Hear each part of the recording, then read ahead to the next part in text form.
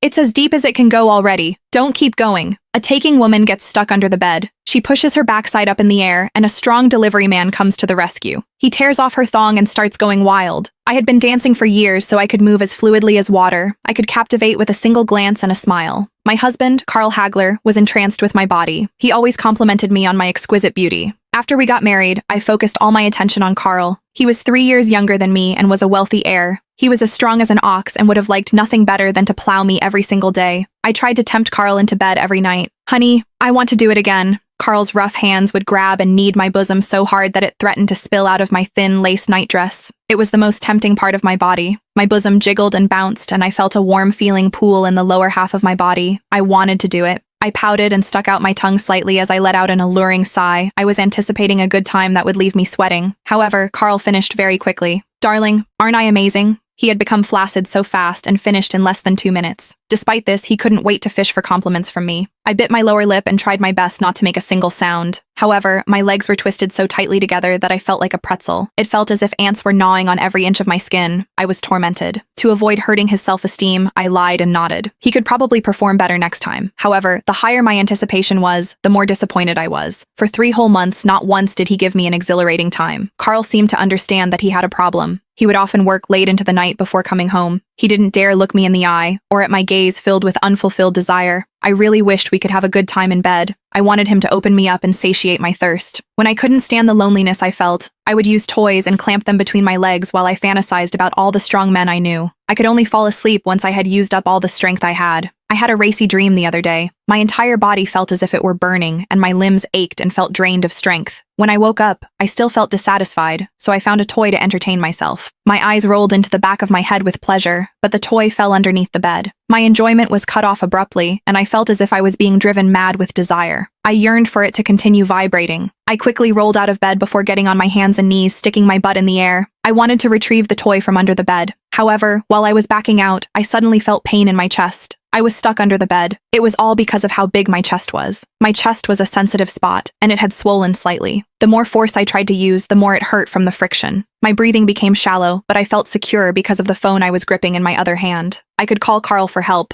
I would just have to hold on until he got back. There was a sudden, urgent knocking on the door. "Are you home, Ms. Brown? I'm here to make a delivery."